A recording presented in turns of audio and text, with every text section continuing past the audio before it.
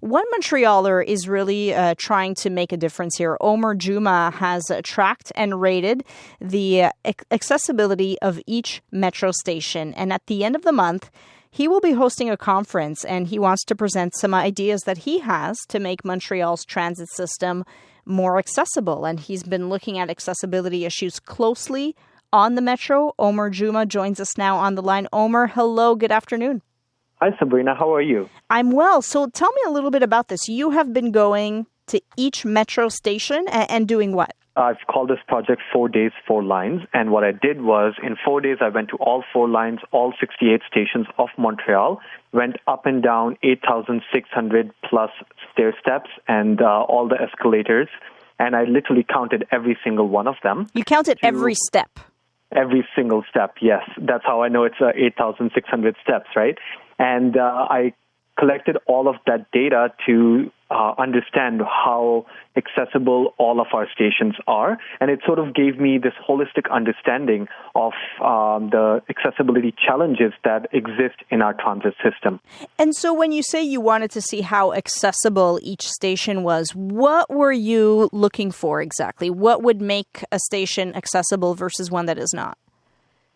Currently, we have, out of 68 stations, 16 of them have elevators, but accessibility goes beyond that.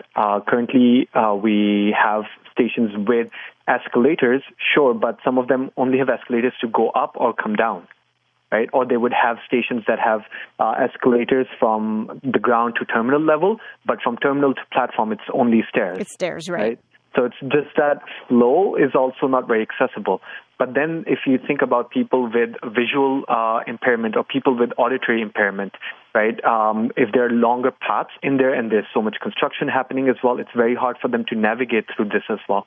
There's also entering the station. So maybe you've experienced those, but we have those butterfly doors, which are super hard to push, especially during winter when we have wind. So they're not very accessible.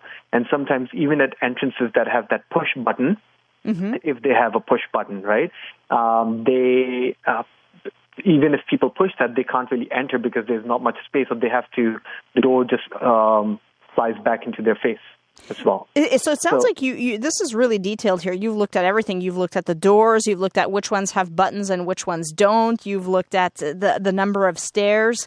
Why did you want to do this, Omer?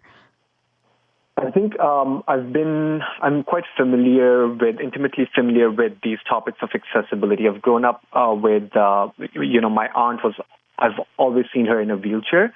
And I know how the built environment limited her opportunities. And my parents are, now considered senior citizens. They have reduced mobilities.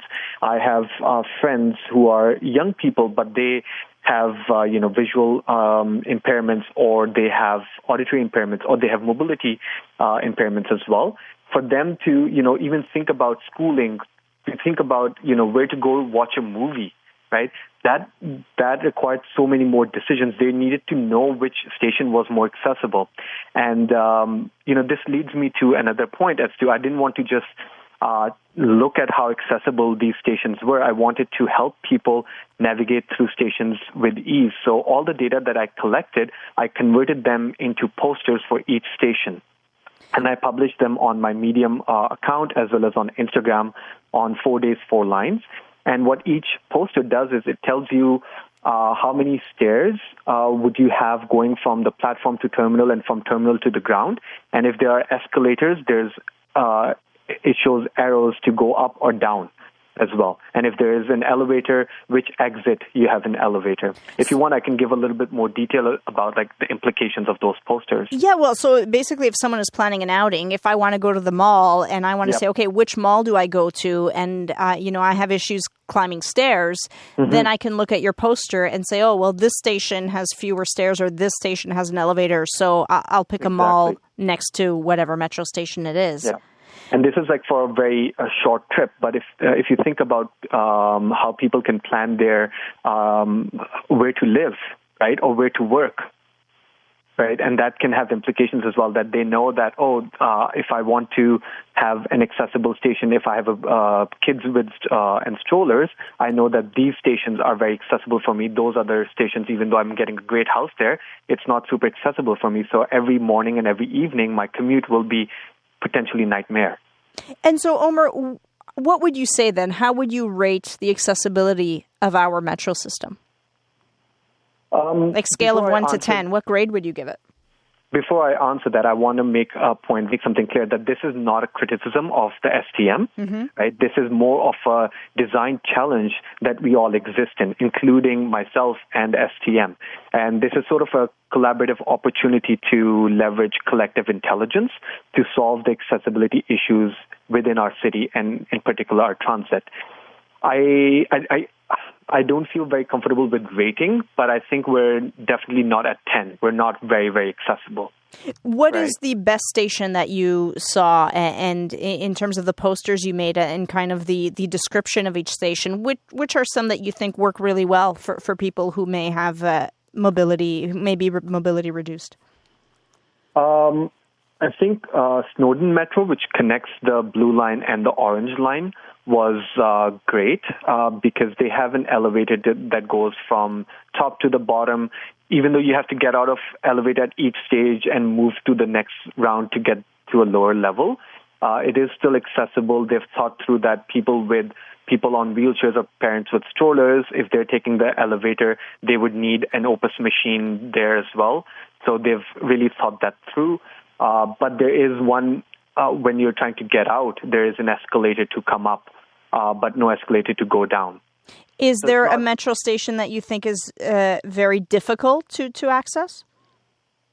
That's very, very difficult to access. I'm trying to recall. There were 68 of them. Yeah, quite a few. I think if I were to think about the central ones, there's Peel, for example. It has 4 entrances, right? And it has 3 entrances that have, actually all 4 of them have escalators, but only 2 of them have escalators coming up and down, right? And the other 2 have just escalators to come out of the station. In one direction, right? Yes.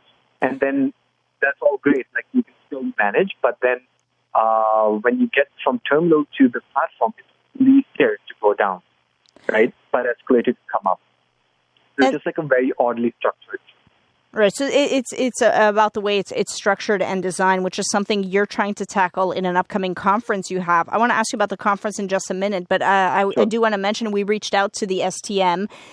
They said that they are taking efforts to be more accessible. They say they are tripling the pace of installing elevators in their metros. Yes. Their goal is to make 41 of the stations more accessible by 2025, although they did not clarify what exactly that meant, making 41 stations more accessible, but that is in the works. They say that buses are 100% low floor, with over 70% of buses now equipped with a front ramp since 2019. And they say for several years now, they have set up a universal accessibility committee, and that's supposed to look into ways of making the STM more accessible. So, Omer, have you reached out to the STM? Have you had any dialogue with them and said, hey, look at what I'm working on. I counted the steps of each station in Montreal? I've reached out to a couple of people, and I know some of my friends have shared the documents. I haven't had the chance to have a dialogue with them, but they're doing all these efforts as well, and that's why I've made it as a point that it's a collaborative effort. And this sort of information that I'm conveying to the posters is not out there right now, right? So this tells you more than just elevators, and that's a very limited angle to accessibility, right? I know their accessibility committee and universal accessibility committee has thought about all these other elements as well, but there's a lot more progress for all Montrealers to be seeking. And so you are hosting a conference. It'll be on October the 30th. It's called DesignCrowdsolve. So you really want people to pitch in here and say, give us your ideas for some of the designs that you have in mind where we can, get better use of our stations. What are you hoping to get out of this conference on October the 30th? I want it to be very solution-oriented. So at this conference, it would not be about, sharing complaints and pain points. There's a separate process to do that. But at this conference, what we're doing is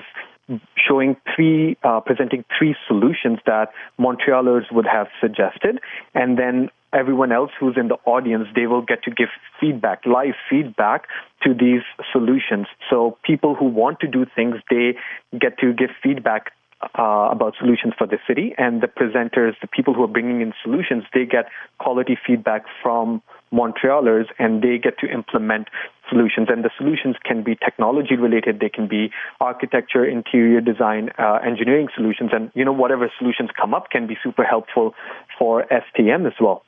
Omer, that's all we have time for today, but we'd love to follow up on you after this conference and see what comes of it. And we will be linking your event on our Twitter page. So if people have solutions, you want to make suggestions, go to @Let'sGoCBC. Omer Juma, thank you so much for telling us about this initiative of yours that you've just started on your own to try to make our metros more accessible. Appreciate your time.